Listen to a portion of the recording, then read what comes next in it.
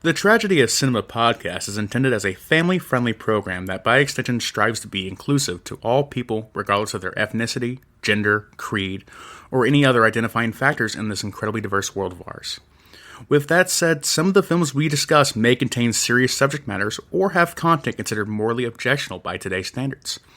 We do not intend to condone or dismiss these aspects of these films, but our primary focus will be on what we believe the film succeeds at, some fun facts, and our personal enjoyment factors of each film. With that said, we hope you enjoy the show.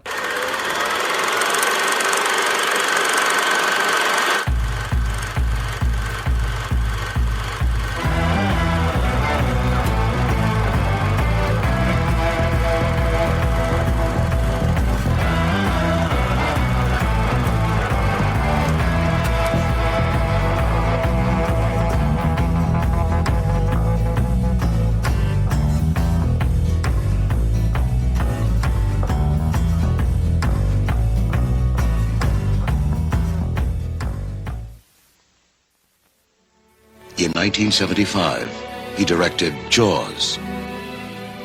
In 1978, he directed Close Encounters of the Third Kind. In 1981, he directed Raiders of the Lost Ark. And now, Steven Spielberg brings us E.T., the Extraterrestrial. We will witness the arrival, the search, the desertion, the fear, the discovery, the friendship. I'm keeping him. The secret, the love, the warning, the signal, the mystery, the danger.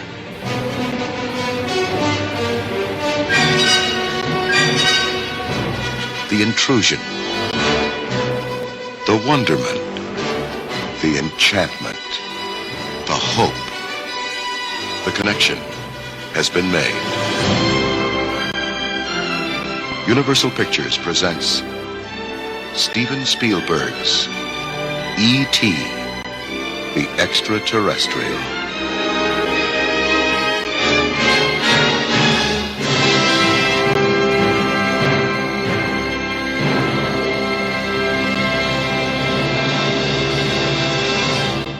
Hi guys, welcome back to the Tragedy of Cinema podcast. I'm your host Jimbo, and joined today once again by The Otherworldly Kyle. Otherworldly Kyle.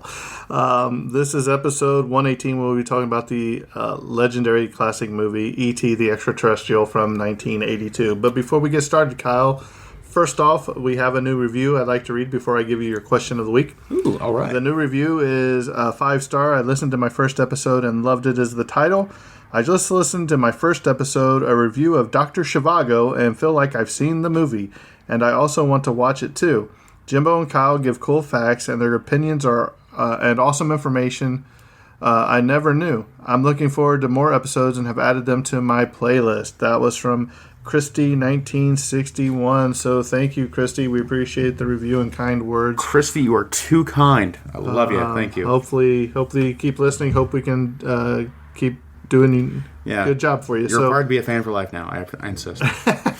Kyle, the question of the day is, if you had an alien like E.T. visit you, what are 3 things that you would want to do with the alien? Oh. Oh boy. 3 things I like to do with the alien. I have no idea. What are things they... man. That's a really good question, Jimbo. That's a really good question, because I have no idea what I do with my little alien buddy friend. I really couldn't think of the first thing. I take him for a drive, I guess. I don't know. Look at the world. All the colors. I can see you getting one of them motorcycles with the seat next to you. Next to you, E.T. with goggles on. Or something. Goggles on. I pick him up and I hold him out through the sunroof while driving downtown. Look at everything, and he's just freaking out. You guys recreate the Titanic scene. I'm flying, and you holding ET up like this. Exactly. They probably do the Lion King scene where you bring him over to the side of a mountain and raise him up. Look at my favorite alien turd monster. You know what would be funny? Is sitting down and watching E.T. with him. He'd be like, I don't act like just that. like this. That's not how we are. Can you imagine? When they find you, you'll be the frog. Yeah, you know, I don't know. I just thought it was a silly question to finally ask you, but you know, I'd take you to like White Castle or something. Just like White Castle. Get him some onion chips. You know, sack of 10. Yeah, like don't read the news. Don't even read it. I just shielding him from the world is like the reality answer. Like, oh man, alien life and its kind. Oh my gosh, please don't see anything. And one thing I would do is I'd go get a bicycle and I'd make him pedal while I sit in the basket on the front. Because see what you did to poor Elliot. You know how much you weighed. Excellent. All right, Kyle. Thanks, let's go ahead and take away E.T. Started this on the right tone. All right. E.T., the extraterrestrial, released on May 26th of 1982. Directed by the legendary Steven Spielberg of many insanely great films. You know, Jurassic Park and what's the Encounters from the Third Kind? Close Encounters? Close Encounters of the Third Kind. Was it Third Kind? Oh, it's Third Kind, right? That's what I'm telling myself right now. You know, you were here for that podcast, Kyle. You should know. I've slept since then, Jimbo. Writer was Melissa Matheson. Producers was Kathleen Kennedy and Steven Spielberg, and also Melissa Matheson as well. Composer was the legendary John Williams. Once again, like many like Star Wars, the Jurassic Park again. Pretty much everything. Have you seen a great movie? John Williams is part of it. That's just how it works. Cinematographer was Alan Deview. This year, casting director was Jane Feinberg and Mike Fenton and Marcy Liroff. For the quick plot summary of the film, after a gentle alien becomes stranded on Earth, he is discovered and befriended by a 10-year-old boy named Elliot. Bringing him into his suburban California house, Elliot introduces E.T., as he is dubbed, to his brother, Michael, and sister, Gertie, and they decide to keep his existence a secret. Soon, however, he falls ill, resulting in a government intervention and a dire situation for both him and Elliot. It's a very vague, but also pretty good summary, I guess. Moving on here, we have the budget of the film. This film was made for $10.5 million in 1982. Adjusting for inflation, that'd be about $32.2 million. Not, huge, like compared to movies today that cost, $200 or $300 or $500 million to make nowadays. This film was made on a cheap dime. So it's incredible. Like, once again, the stuff they accomplished in 1982 right there. Opening weekend, it grossed just $11.8 million, which we just for inflation would be about $36.4 million of today. Made back his initial budget, probably not his marketing budget, but still initial budget for the film, so a good start for there. But then the big bucks came much later down the road. Gross worldwide, it made $792.9 million, which, adjusted for inflation, comes out to $10.43 billion, with a B billion. Once again, like insanely huge money. If you listen to our our extras and podcast later, you realize that they made about $2.9 billion after being adjusted for inflation. So like just insane. B with $1 billion. That puts it easily in the top 50 movies like grosses of all time, or top 25 even, I imagine. So absolutely gargantuan box office earnings for this film. It's almost surprising we didn't get some like terrible sequel down the road, or maybe we still will. Who knows? Well, we'll talk about it. Get a legacy sequel that will just blow your mind how bad the idea is, but also could still work. Moving on to some of the cool awards here. We have a huge cavalcade list of awards that I'm going to move on to. We have the 2021 release, 2021 awards just last year for the Online Film and Television Association, where it was added to the Film Hall of Fame for its excellent musical score by John Williams. Then, going all the way back to 1983, we have the Academy of Science Fiction, Fantasy, and Horror Films Awards, where it won the award for Best Music, awarded to John Williams. Best Writing, related to Melissa Matheson. Best Special Effects, related to Carlo Rambaldi and Dennis Murrin. Best Poster Art, awarded to John Alvin. I can totally imagine that, because, of course, you got the iconic moonshot, like that's been recreated in other films like at least 100 times probably, and then the poster itself just incredibly iconic. And then we also have the Best Science Fiction Award for the Saturn Award as well. And let's see here, and that concludes the Academy of Science Fiction, Fantasy, and Horror Films for that year.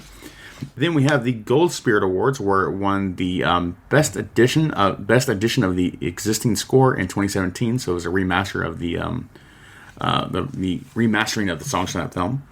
Then in 2004, we also have the Online Film and Television Association, where it was added to their Film Hall of Fame, so it'll be kept forever and hailed in history. In 2003, it also won the Saturn Award for Best DVD Classic Film Release for the Ultimate Gift Set it had back in 2003, so it's like an excellent addition there. In the year 2000, also won the PGA Award, and it was added to the Hall of Fame for awarded to both Steven Spielberg and Kathleen Kennedy. And in 1994, it was added to the National Film Preservation Board in the USA. In 1984, it was won the Golden Screen with the 1-Star Award in Germany. In 1984, it won the Grammy for Best Recording for a Children's Movie. Then moving on, in 1983, it also had the awards for the Japanese Academy, where it won the award for Best Foreign Language Film for Japanese to English, obviously, and won the Popularity Award for Most Popular Movie for E.T. Then moving on to the 1983 BAFTA Awards, it won the Best Score, once again awarded to the legendary John Williams. Then in also the 93 Blue Ribbon Awards, it won the Best Foreign Language Film. I don't know where the Blue Ribbon Awards actually take place. I gotta look that up sometime, maybe during this podcast. Then next up, we have the Boston Society of Film Critic Awards. We have the Best Film Award and Best Director Award awarded to Steven Spielberg. Then in 1983, we also have the Cinema Writers Circle Awards in Spain for Best Foreign Film. Then the David D. Donatello Awards that also won the award for Best Foreign Director award to Steven Spielberg. Then in 1983, we have the Fotogramas de Plata Award, where it won the award for Best Foreign Film. And 1983 Golden Globe Awards, it won the Best Motion Picture for a Drama, and was also the Best Original Score, awarded to John Williams.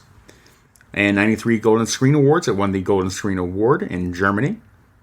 Then also in the 1983 Grammy Awards, it won the Grammy for Best Instrumental Arrangement accompanying vocals, awarded to John Williams for the song Flying theme for E.T. the Extraterrestrial. And it also won the Best Instrumental Composition for the exact same song for Flying for the theme in the E.T. the Extraterrestrial. Kyle, the Blue Ribbon Awards are film-specific prizes awarded solely by movie critics and writers in Tokyo, Japan. The awards were established in 1950 by the Association of Tokyo Film Journalists, which is composed of film correspondents from 7 Tokyo-based sports newspapers. Oh, that's really cool. Awesome. That sounds like a really interesting organization, actually. Huh. Blue Ribbon Awards. Huh. Next up, we have the Cinema Junpao Awards, where it won the Best Foreign Language Film, both awarded to Steven Spielberg for both Reader's Choice and the actual official associations award themselves. Then in 1983 Motion Picture Sound Editor Awards, it won the Golden Reel Award for Best Sound Editing and Sound Effects. Then also in the 1983 National Society of Film Critic Awards, it won the Best Director Award, awarded to Steven Spielberg. The 1983 People's Choice Awards in USA gave it the Favorite Motion Picture of the Year award. The St. Geordie Awards gave it the Major Peculiar Infantile, which I assume means Best Motion Picture, probably, awarded to Steven Spielberg. Then for the 83 Writers Guild of America Awards, it won the Best Drama Written Directly for the Screen for Melissa Matheson's writing there for the original script. Then for the Young Artist Awards, it won the Best Family Feature, the Best Young Artist Award for Best Family Feature, Animated, Musical, or Fantasy. That's very odd for a series not animated feature or musical. Well, I guess it is fantasy, technically. Then it also has the Best Young Picture Actor Award, rewarded to Henry Thomas, who we'll get to later in the casting. Then also had Best Young Supporting Actor in Motion Picture for Robert McNaughton's role. We'll get to him later as well. And Best Young Supporting Actress again was also awarded to Drew Barrymore, who should deserve all the awards there. Heartland Film won the award for Truly Moving Motion Picture Award, awarding to Steven Spielberg. truly moving motion picture. That's great. The Jupiter Award was awarded to the Best International Film Jupiter Award was also awarded to Steven Spielberg in 1982. Then for the 1982 Kansas City Film Critics Circle Awards was awarded Best Director to, once again, Steven Spielberg again. And coming up to the end here, finally, we have the 1982 Los Angeles Film Critics Association Awards, where it won Best Picture, Best Director, and Best New Generation Award. The Best Picture and Best Director, of course, to Steven Spielberg, and New Generation Award was awarded to Melissa Matheson. And then in 1982, it won the National Board of Review Award, where it was added to the top 10 films of the year. So, Kyle, just a little thing I'd like to throw out there. Yes.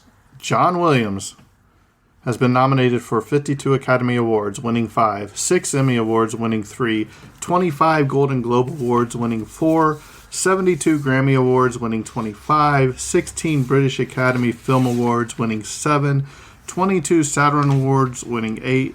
With 52 Oscar nominations, William currently holds the record for the most Oscar nominations for a living person and is the second most nominated person in Academy Award history, behind only who? I don't know who it would be. Walt Disney. Who has 59. Okay. As well as the only person in the history of the Academy Awards to have received nominations in 7 consecutive decades. 47 of Williams' Oscar nominations are for Best Original Score and 5 are for the Best Original Song. He won 4 Oscars for Best Original Score and 1 for Best Scoring Adaptation and Original Song Score for Fiddler on the Roof.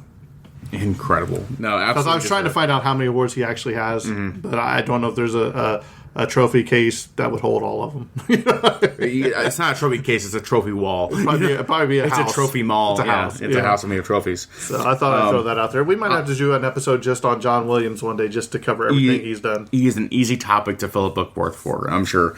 I was going to say this with the notes later, but also because it is an award in itself. The Guinness Book of World Records also has the most Oscars won for visual effects awarded to Dennis Muren. Dennis Muren, who was a special visual effects producer on this film, Dennis Muren won the Academy Award for visual effects a total of 6 times between 1983 and 1994. He also received 2 Special Achievement Awards in 1981 for the films Star Wars Episode 5, The Empire Strikes Back, and the 1984 film Star Wars Episode 6, Return of the Jedi. He also received a Technical Achievement Award in 1982 for the development of a motion picture figure mover for animation photography. In addition, Muren holds the record for most Oscar nominations for visual effects. He has been nominated on 13 separate occasions. The first being in 1982 for Dragon Slayer, released in 1981, and the most recent being the 2006 film War of the Worlds, released in 2005. That's the Tom Cruise one. Yes, that's the Tom Cruise one, which is an excellent film. And that concludes the awards for E.T. the Extraterrestrial. Are you sure? And that's enough of this podcast. No. And we're done. I sound a breath. Moving on here, we have the technical details here. Runtime is just 115 minutes, but actually it's 120 minutes for the United States version. Sound mix is a Dolby Stereo for the original theatrical release. And then it was actually remastered for DTS X for the Ultra HD Blu-ray. And for the 20th anniversary edition, it was Dolby Digital EX. And it was also remastered for DTES. I'm guessing these are the Dolby Digital different standards that have been releasing over the past decades, and they continue to remaster this film because it's a film worth remastering regularly. Next up, color info. This is a color film in 1982.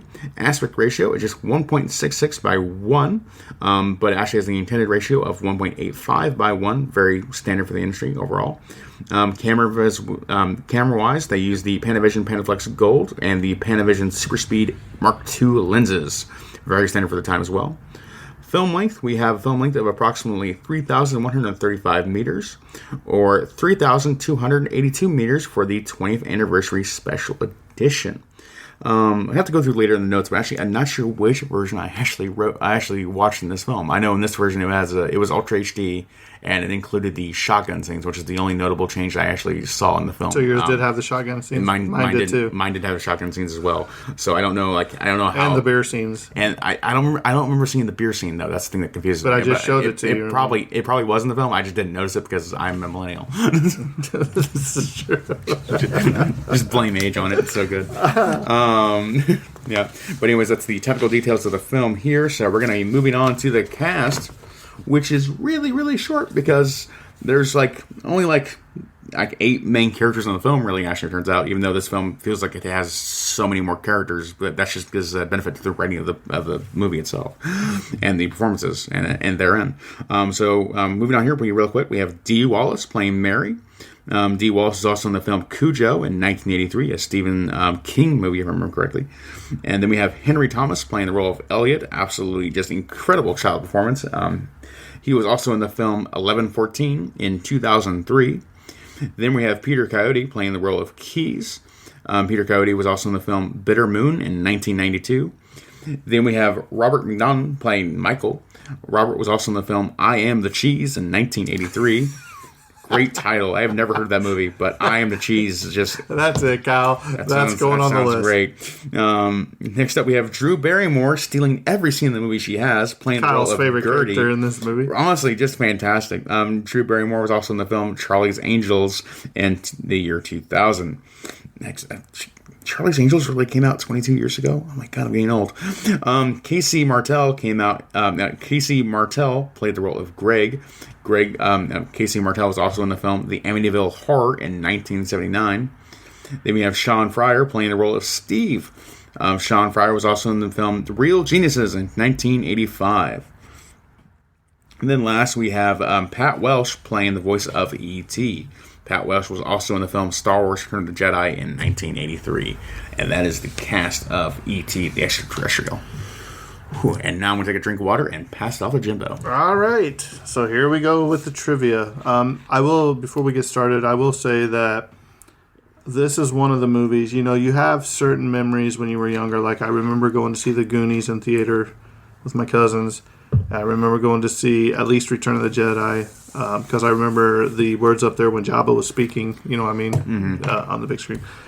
But this is one of the movies that I know I went to the theater to see, and it stuck with me all these years. So it's definitely a trip down memory lane for me, childhood memories. So it always holds a special place in my heart. It's a nostalgia piece that spans generations. I mean, I can and it holds up. Yeah, there's. I don't even know if it actually happened, but I can easily imagine my memory of being I'm curled up in a blanket watching this movie as a 6-year-old, right? Definitely, that had to have happened. That was Kyle even last night in his Fort 10 and that's me every room. night in my Fort 10 living room. That's right. So here we go. Let's talk about a little bit of trivia about this movie. So at the auditions, Henry Thomas thought about the day his dog died to express his sadness because Steven Spielberg brought him in and said, okay, let's just say the government came in and took your dog away from you. So Elliot used that as, oh, my dog had just died to express that. Director Steven Spielberg actually cried and offered him the role of Elliot on the spot. I can see there is the I might post it on Facebook later, but there's a video of his audition tapes and that too, and it's just clear he's just an incredible young actor, way beyond what you would consider a regular child actor to be able to do, and it's actually incredible. E.T.'s face was modeled after poet Carl Sandburg, Albert Einstein, and a pug dog. What do you get when you cross Albert Einstein, Carl Sandburg, and a pug dog? E.T. You get E.T. That's sure. E.T.'s communicator actually worked and was constructed by Henry Feinberg, an expert in science and technology interpretation for the public. So that thing they made in the forest with the fork and all that. Full scale even? Yeah. Oh, wow. That's so it actually worked. Steven Spielberg shot most of this film from the eye level of a child to further connect with Elliot and E.T.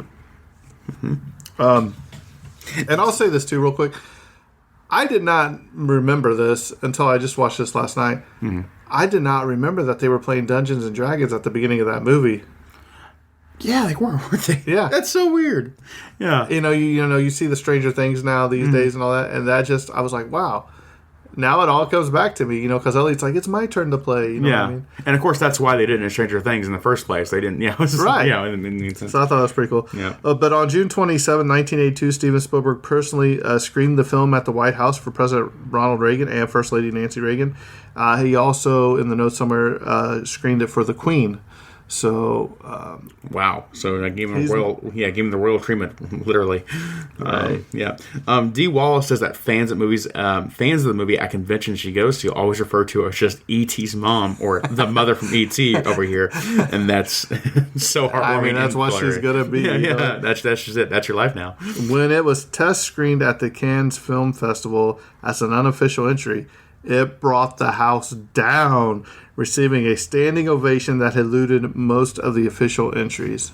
Oh, wow. Can you imagine this just being snuck into the Cannes Film Festival? Like, yeah, we got a little something to show. No big deal. We don't know how it's going to be, but... Yeah, just this little thing directed by Steven Spielberg, composer John Williams, some guy, I don't know. E.T. riding in the basket on Elliot's bicycle flying in front of the moon is the trademark image of Spielberg's Amblin Entertainment. It's probably one of the most iconic scenes in the movie. But if you watch the movie, and something I noticed last night for the first time is that when at the end of the movie where they're getting chased and all the boys' bikes fly in the air, it passes the sun just like it did the moon. I thought that was really cool. Yeah, night to day shot, like kind of like you already knew it was going to be the biggest thing in the world, like even if you didn't know. It's really impressive filmmaking there. Of course, Kyle, the late Michael Jackson actually owned one of the E.T. puppets. I would say I'm surprised, but I'm really not surprised. The least, actually, yeah. But I would really like to have seen it. Mm-hmm. I wonder if it's still at Neverland Ranch down there. Road trip. Yeah. Or where are there? How many are there, and where are they all now? I think there was only 3. Only 3? If I remember. Yeah, like one of them's in Alaska. One of them went back to space. One of them is alive. The script was largely written while on location filming for Indiana Jones and the Raiders of the Lost Ark during filming breaks. Steven Spielberg actually dictated the story to screenwriter Melissa Matheson, who was there with her then boyfriend and future husband, Harrison Ford.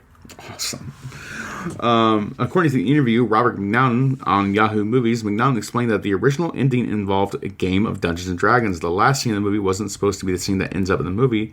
The last scene was going to be all of us playing Dungeons & Dragons, assumed that this time Elliot's Dungeon Master. Because he was the one that found E.T., he sort of got in with the group, and so that he was supposed to be in the final scene. It was a script and everything. And they would paint up the roof, and you would see the communicator is still working. In other words, Elliot is still in touch with E.T., but after they did the score, the music, and they saw what they had with the spaceship taking off and everything, how can they follow that? I mean, it was a wise choice. Yeah, so, definitely. Yeah, that's like an epilogue scene, but not actual ending, Right. So I think they made the right decision. Steven Spielberg reportedly spent $100,000 on the 20th anniversary re-release of the movie in 2002.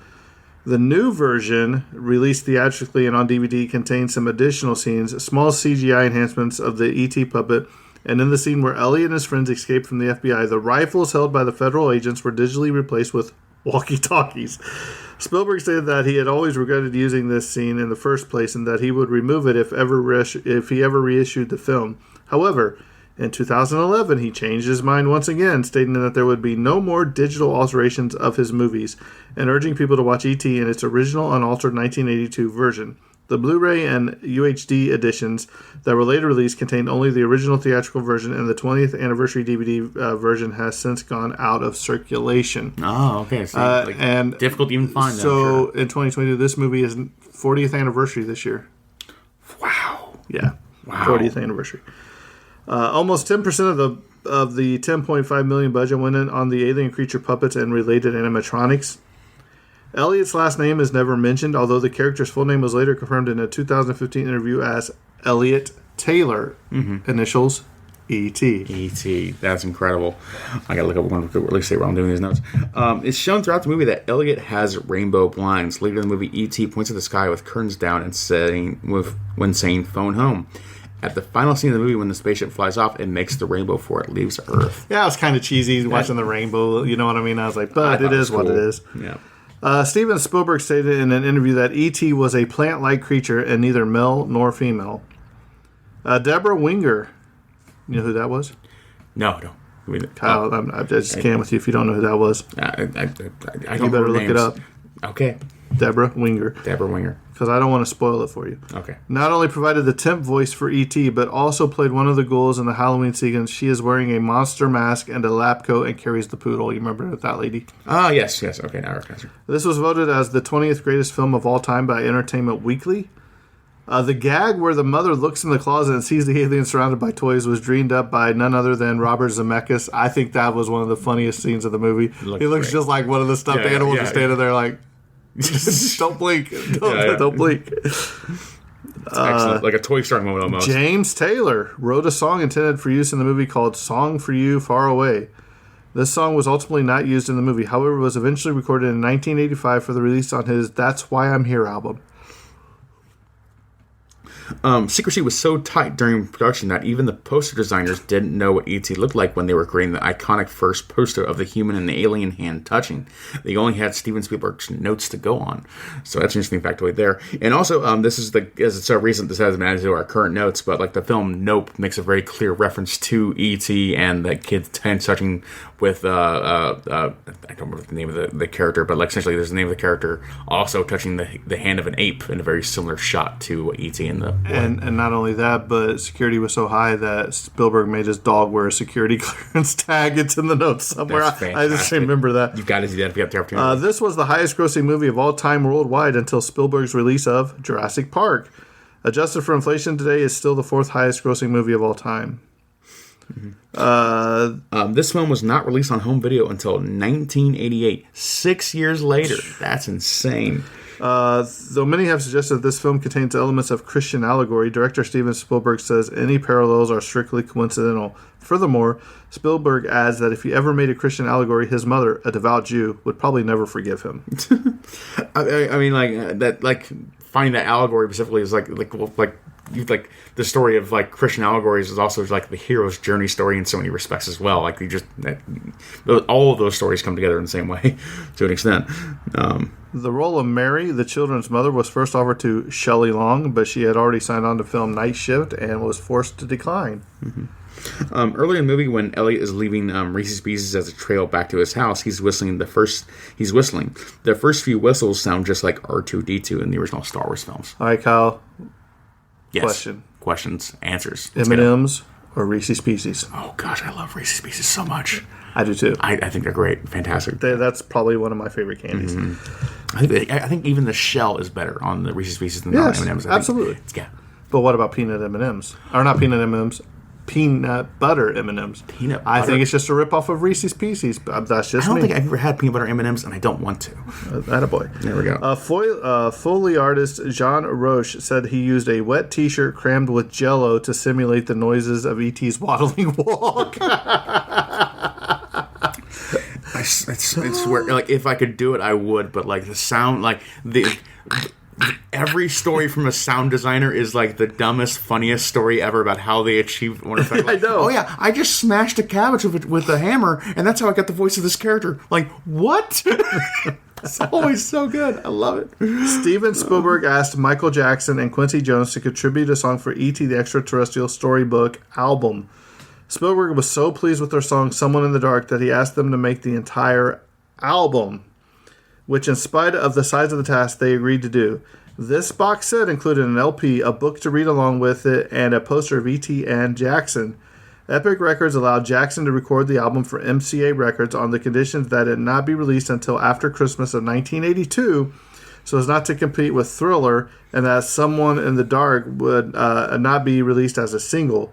Both of the conditions were breached by MCA Records. They released the storybook in November 1982 and gave promo copies of Someone in the Dark to radio stations. MCA Records was forced to withdraw the album and were prohibited from releasing Someone in the Dark as a single after court action was taken by Epic against them in a $2 million lawsuit, which MCA settled by paying Epic chief Walter Yetnikoff $500,000. Jones claims neither he nor Jackson received a dime for making the record, in spite of the large cash settlement involved and its considerable success. The audiobook earned Jackson a Grammy Award in 1984 for Best Recording for Children. Upon collecting the award and taking home a record 8 Grammys from an unprecedented 12 nominations, the singer stated that of all the awards that he had gotten that night, he was most proud of this one. Wow, that's actually an amazing story. And I think it's a great example of sometimes it's better to ask for forgiveness rather than permission, which is not always good advice, to be fair. But in this one case, I'm like, you know what? I bet it was totally worth it to break all those agreements. Steven Spielberg worked simultaneously on both this film and Poltergeist in 1982, which was directed by Tobe Hooper. but produced by Spielberg, and both were made to complement each other. E.T. represented suburban dreams, and Poltergeist represented suburban nightmares. Oh, wow. 3 of the main characters appeared in movies based on the original Stephen King books. Dee Wallace appeared in the movie Cujo. Drew Barrymore appeared in the movie Firestarter and Cat's Eye. And Henry Thomas appeared in the film Gerald's Game and Dr. Sleep. Have you watched Dr. Sleep? I have, and I thought it was excellent. I haven't watched it yet. Oh, it's so good. Ian McGregor's always a delight. Do you know what the working title for this film was called? Was it T.E.? I'm kidding. A Boy's Life. A Boy's Life. Not to be confused with A Bug's Life. A Boy's Life. A Boy's Life. It was changed during production. Isn't that the name of a current film right now? A Boy's Life, where they recorded like a kid growing up after like 12 years. I want to say that's actually... no, it was Boyhood. Boyhood. I'm thinking the movie Boyhood. E.T.'s voice was provided by Pat Welsh, an elderly woman who lived in Marin County, California. Welsh smoked 2 packets of cigarettes a day, which gave her voice a quality that sound effects creator Ben Burt liked.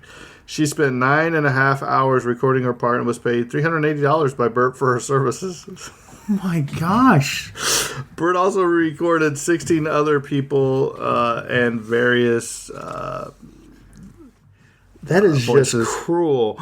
Oh, here's this movie that made $2.5 billion. This was before that, though. You know what I mean? Still, the movie made $2.5 billion. You take Here's $400, Granny. Go buy a chair. You divide what? Let's see, 380 by 9. What you got there? 6. She got about what, $60-something an hour. Kyle's face is just flopping. Yeah, that's what it was. It's like you have a pile of sand and she can't even take a grain of the percentage. Not even a grain out. But it was during the recording. This wasn't. They hadn't made all this money even yet. Retroactively, you got this old lady smoking 2 packs a day. Her life's miserable. Here's $400. Why do you assume her life was miserable because she was smoking 2 packs a day? Because that's who's happy and smokes 2 packs a day, Jimbo. I was waiting for you to go, this guy. No. I don't smoke. I don't either.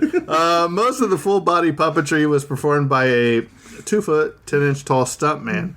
But the scenes in the kitchen were done using a 12-year-old boy who was born without legs, but was an expert on walking on his hands. Oh, wow. That's kudos to him. Impressive. Yes. That was a funny scene, too. It was a great scene. Just I like hitting the cabinet door and being drunk. And I'm going to go ahead and talk about this point, too. Go ahead. Go for it. It's in the notes somewhere, but I want to talk about it. Got to do it now. I thought it was funny when Elliot tells Gertie that grown-ups can't see E.T., only kids can. If you remember the scene in the kitchen where she brings the groceries home and E.T., she opens the door and she smacks E.T. Yeah. She's like, well, I think you killed him. And then she's so busy, she gets on the phone and E.T.'s just like walking this way around her. So therefore, good. There is some truth to that. Adults can't see him. I think it was a running gag throughout the movie. You know what I mean? I thought it was funny. I thought, it was a great in joke of the film. Was Kyle, here's a fact that I definitely didn't know when I was a kid, and I'm sure you didn't know either. But you remember the plants that are in E.T.? The plants, the one that dies and the one that blooms? Yeah, blooms. They are made from some inflated condoms with polyester blooms. That's amazing. That's awesome. Yeah, the things you find out from your childhood movies, you know what I mean? I was like, really? It's so creative. Like the MacGyver stories you get out of like anything, like from sound design to production designs. It's just like, oh, I'm going to MacGyver these 2 things together, and all of a sudden I make a blooming flower. What's it made of? Don't ask. But I made it. E.T. provided the inspiration for Neil Diamond's song Heartlight, but no mention of it is ever made of the movie in the lyrics. The songwriters paid the studio a nominal sum for use of ideas from the movie. This is C. Thomas Howell's film debut. Juliette Lewis auditioned for the role of Gertie, but her father reportedly made her turn it down. Mm-hmm. The filmmakers had requested that M&Ms be used to lure E.T., but the Mars company denied their request, fearing that E.T. was so ugly he would frighten the children. Reese's Pieces were used instead, and as a direct result, Reese's Pieces sales skyrocketed. I believe they set up by 300%. Because of this movie, more and more companies began requesting that their products be used in movies. A common practice, which was done previously with the James Bond film franchise, the end credits of a Bond film prior to 1982 listed contributing companies with their product used in the feature film. Contrary to popular belief, this was not the birth of product placement. This had been done before in Superman when a young Clark Kent gets up one morning and there's a box of Cheerios on the table next to his bed. Product Love at First Bite at the 37:48 minute mark. A can of Tab Cola would be shown on a shelf. E.T.'s novelization still referred to the candies as M&Ms as opposed to Reese's Pieces. Mm-hmm. Yeah, but now it's product placement. They pay a lot of money to... It's everywhere, and I don't do this in the theater, but I do it all the time at home. Anytime I watch a movie and I just see a product, it's like, oh man, trucks! I love trucks! And then just keep going on the film of seeing the ad. In mid-2009, the home featured in the film, located in the Tujunga Canyon, was saved from immolation and in the treacherous station fire. The owner of the residence said that the scorched hill behind the house looks like the surface of the moon, but that the structure itself incurred no damage in the wildfire, which up to that time had burned over 127,000 acres and claimed 62 homes. Oh my gosh. Yeah, Fire Alley down at Los Angeles sometimes, I swear. Yeah. Drew Barrymore kept the red cowboy hat that her character wore for the Halloween as a souvenir, and it is kept in her daughter's room. Maybe not to this day, but I'm sure that's what hanging on the wall. Yeah. Hanging on the wall still there. That's awesome. Harrison Ford initially filmed a cameo role in the film as Elliot's school headmaster, but the scene was cut. The doctors, Casey, he belongs in a museum, E.T. It's fantastic. The doctors and nurses who work on E.T. are actually real-life emergency room technicians from the USC Medical Center. They were told to treat E.T. the same way they would treat a real patient, so that their dialogue and actions would seem real. Director Steven Spielberg felt that the actors wouldn't be able to make the medical dialogue sound natural, so he recruited them to deliver the lines. That's always kind of... I remember the film Armageddon, Michael Bay, and then Ben Affleck's making the joke. It's like, why would you teach oil driggers to be astronauts? Shouldn't you just teach astronauts to be oil driggers? And and then Michael Bay said, shut up. That was his response. And I think the same thing applies to the movie sometimes. It's like, okay, do you want to train actors to pretend to be doctors, or do you want to train doctors to pretend to be actors? Right. And that's always kind of like and never the twain shall meet. Exactly. You never quite have both, but you still make great films. At one point during filming, Kyle's favorite actress in this movie, Drew Barrymore, was consistently forgetting her lines, annoying Steven Spielberg to the point where he actually yelled at her. He later found out that she had reported to work with a very high fever. Feeling guilty, he hugged her and apologized repeatedly as she cried and cried and cried. Aww. He then sent her home with a note from her director. That's fantastic. Oh, it's so adorable. Even off the screen, so adorable. Drew Barrymore was just like, oh my gosh. Breaking hearts. The first movie in the motion picture. This is the first movie in motion picture where alien visitors, namely E.T.'s parents, have no interest in contact with humans, either hostile or friendly. They are botanists, first and foremost, and E.T.'s interaction with children is purely accidental. Isn't that crazy that they were just coming here to get some plants and going to take off again? I love that pet theory, even in real life, that like aliens just wouldn't care at all about humanity, that they visited the planet. They were just like oh yeah, there's a lot of water here. What'd you get? Some dirt. All right. Yeah. The same thing we did. They landed in the Gobi Desert, like, oh, it's just... We got some samples. Sand. We think there may be intelligent life here. Still undetermined. The Sesame Street scene shown on the family TV with Big Bird and Grover was first aired in the premiere episode of the show's 5th season on November 19th, 1973.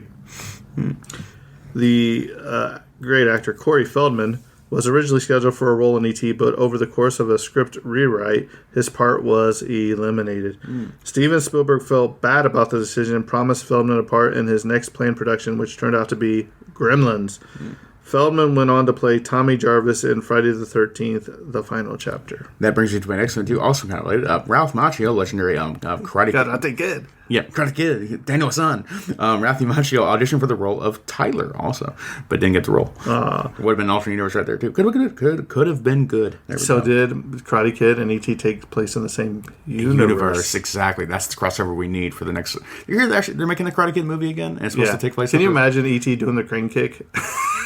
Absolutely. Put him in a video game. He's going to be in Fortnite. Speaking of video game, let's go and throw that fact out there. This has one of the hardest video games I've ever played on the Atari 2600.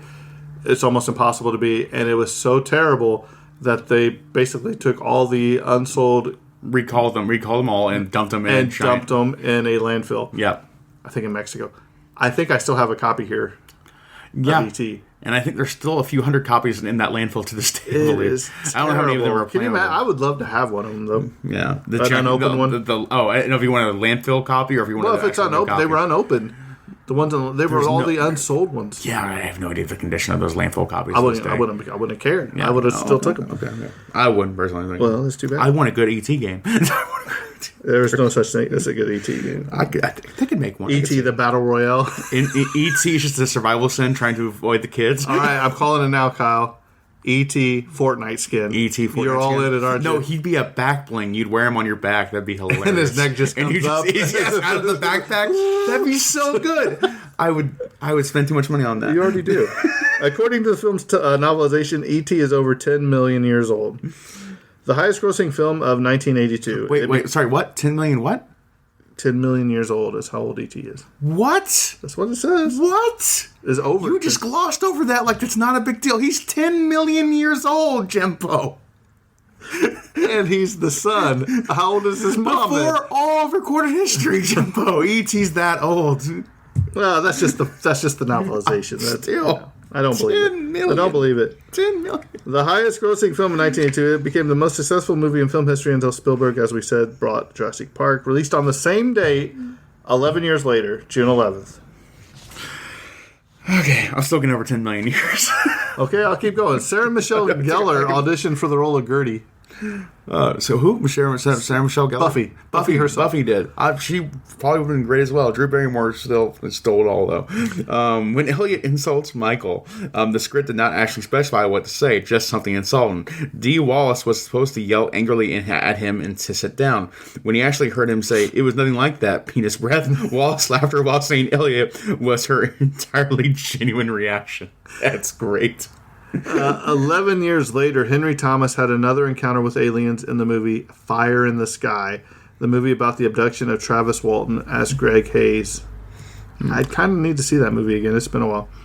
In the Halloween scene, where E.T. sees a child in a Yoda costume and seems to recognize him, this is an inside joke by Spielberg on his good friend, Star Wars creator George Lucas. In Star Wars Episode 1, The Phantom Menace, Lucas returns the joke in a scene which takes place in the Galactic Senate. In the shot of various senators calling out, you can see E.T.'s species among the Senate pods in the lower right-hand corner. That's so awesome. It's hilarious. I love it. Like, great small world moments. Their friendship is hilarious and always funny. Prior to Gertie meeting E.T., the first word she says before opening the door are, "Elliot, look what I made for you." If you look closely, even when she's screaming, you'll see a piece of paper in her hand. Early on, Elliot was faking sick so she'd look after E.T., so Gertie, before she finds out the truth, thought he really was sick and made a get well card. Aww. Oh, that's so adorable. Kyle just loves her to pieces. The whole character, just like the cutest little girl in the world. Michael mentions the possibility of alligators in the sewers when Elliot insists he saw something alive in the backyard shed. This urban legend inspired the film Alligator. I don't know if you've ever seen that, Kyle. It's a crazy movie. No, I just saw the film Gator, though. Which was written by John Sells. Burt Reynolds. He's in a boat. It's great. Coincidentally, Sells also wrote the first draft of Night Skies for Steven Spielberg, a project that was ultimately aborted when Spielberg decided to make E.T. Mm-hmm. The song heard playing in the background at the beginning of the Dungeons & Dragons scene is People Who Died by Jim Carroll. Mm-hmm. When Gertie and E.T. scream, Michael backs up onto the shelf, causing it to fall. Filming this, two crew members behind the wall pulled pins out of the wall to have them collapse. They didn't explain to Robert about it, though. Surprise! So he's like, and everything's on your head now. E.T.'s spaceship was designed by conceptual artist Ralph McQuarrie. If you know anything about Ralph McQuarrie, he's done a lot of artwork for Star Wars, the designs. But he also designed the mothership for Steven Spielberg's Close Encounters of the Third Kind. Described in this screenplay as looking like something from a Dr. Seuss story, McQuarrie gave the ship a distinctly Victorian Jules Verne-like appearance. Spielberg loved working with children so much in this film that he said it encouraged him to have his own children. Drew Barrymore, what did you do? You gave Spielberg kids by accident. Steven Spielberg first approached Rick Baker about doing the designs for E.T. while Baker was prepping for An American Werewolf in London. Baker did a number of designs and tests before Spielberg became furious at Baker for requesting more time and more money after the initial story changed, leading to the fallout between the two for some time. Spielberg next approached Chris Wallace, who was booked to work with David Cronenberg on Scanners.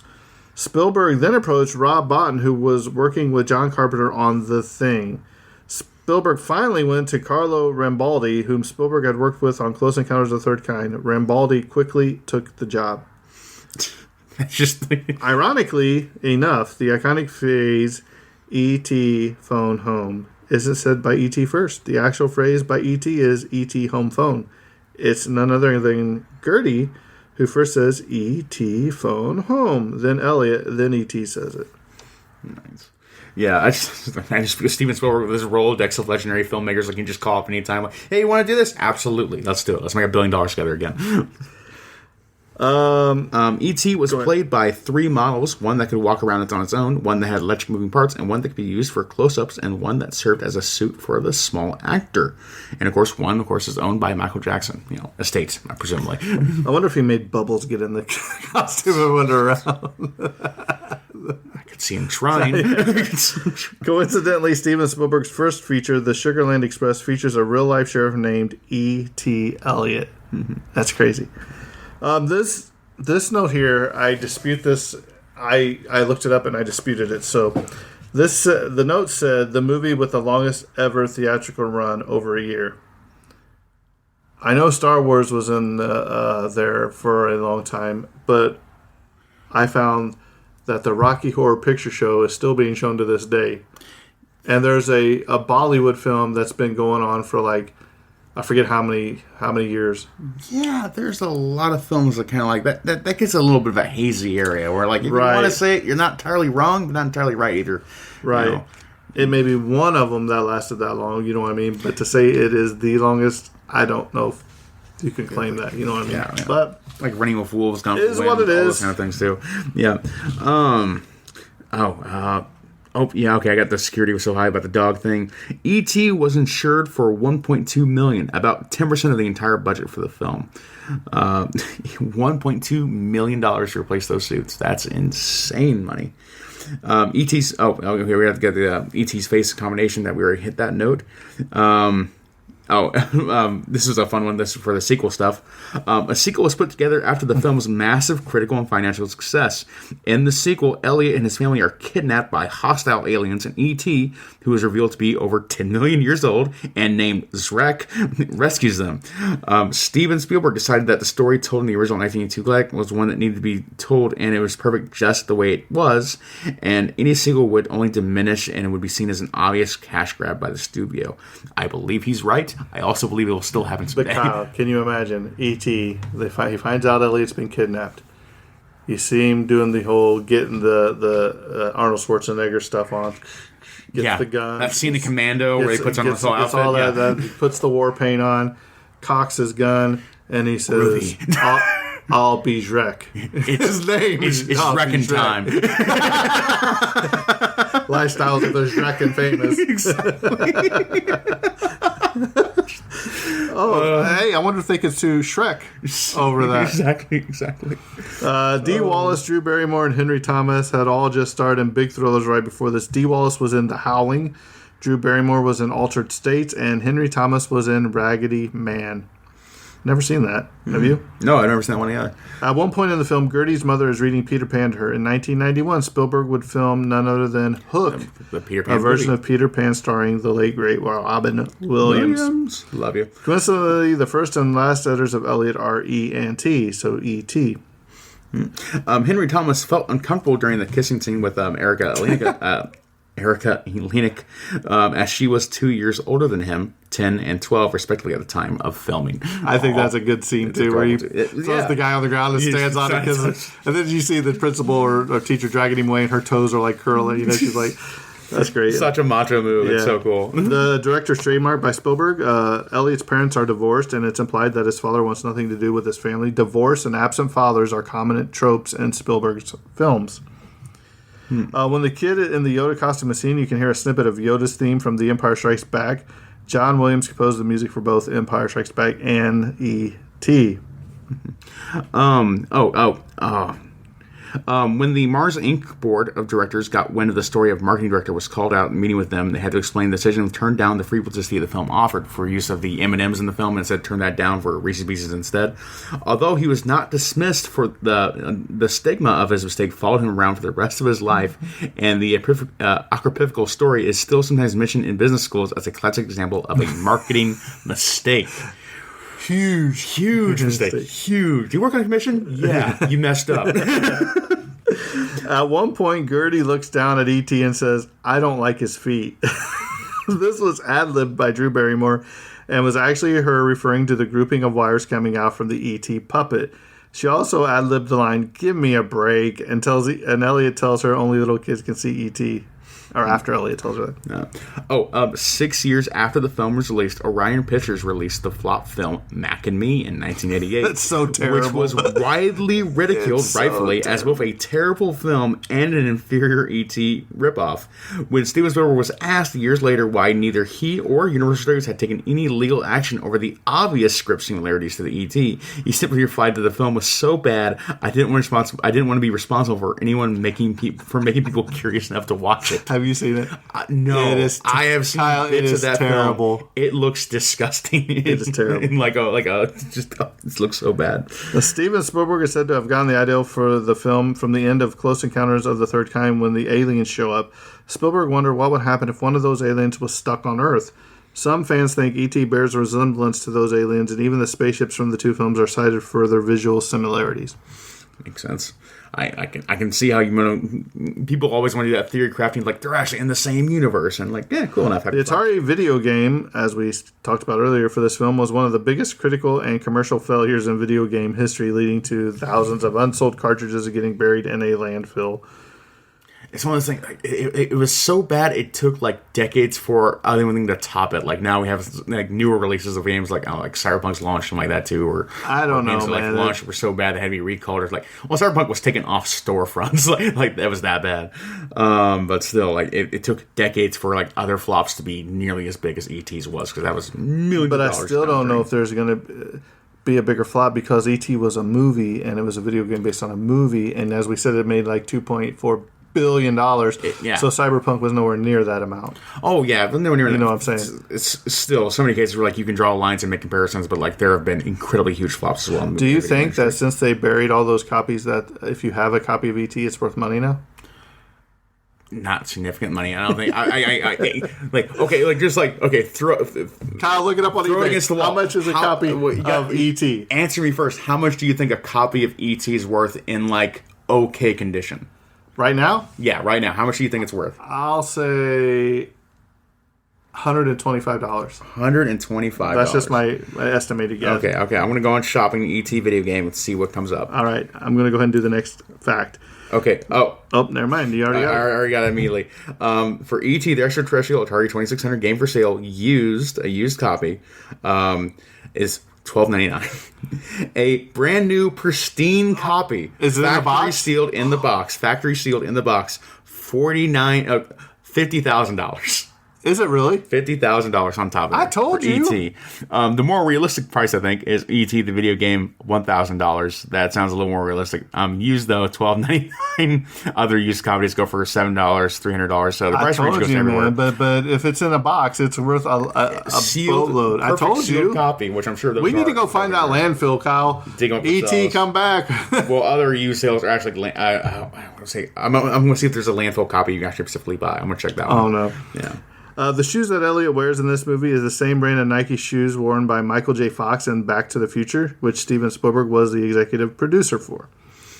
Steven Spielberg originally intended on a sequel, writing a proposed script, which we talked about already. I'm not going to go ahead and rehash that.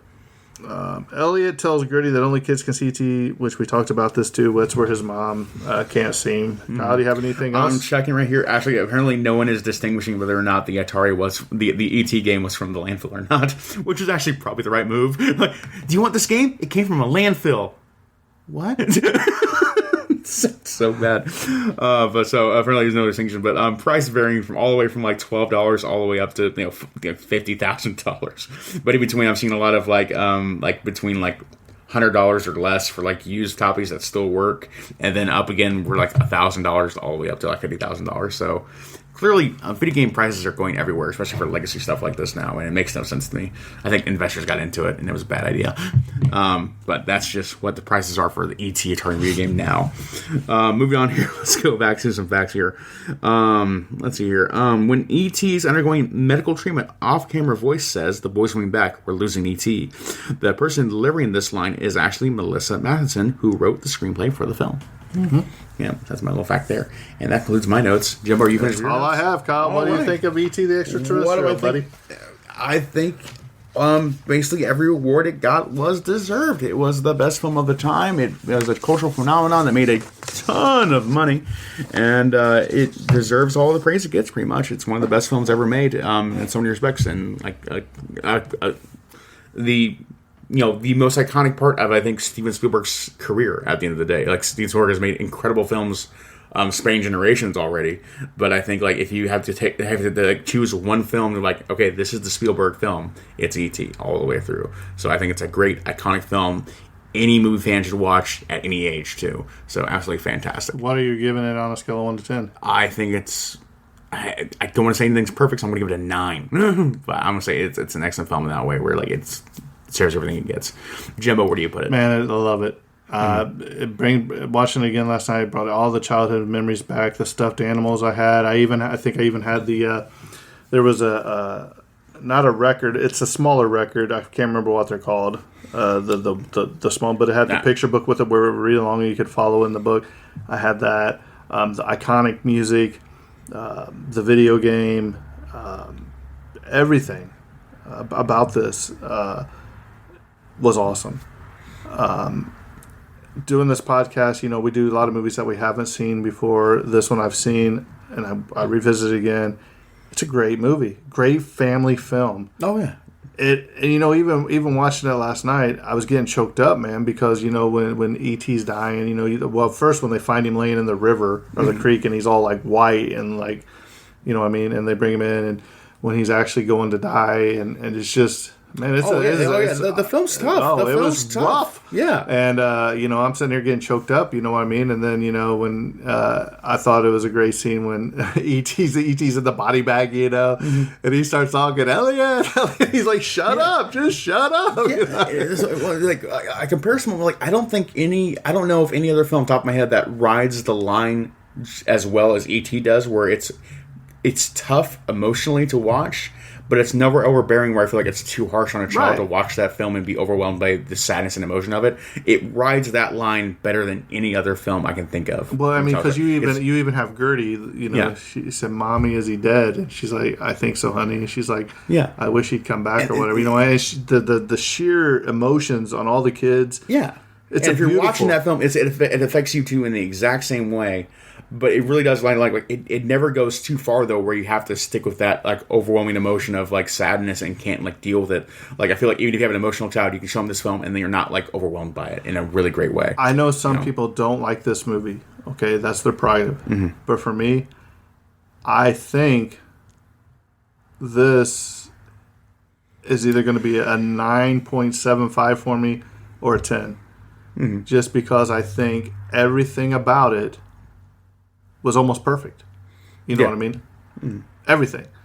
Actors, age ranges, film score, cinematography, visual effects, puppeteering, everything. The iconic scene of him flying into the moon, across the moon. Now, there was a little bit of a cheesy, you could tell that they were on bike.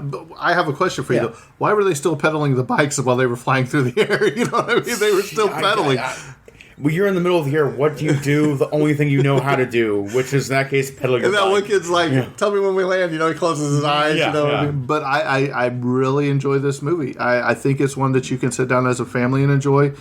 You can sit down by yourself and enjoy, and it's going to be enjoyed for generations. And I think you can see the effect it had, number one, by all the awards it won, but also by them preserving it in the National Film Registry or whatever they did just last year, where it will be around forever. And I think this movie put Spielberg on the map. I think it gave him a lot of credibility and probably money to do other movies that we all enjoy now. It's a film that's critical for defining that whole decade.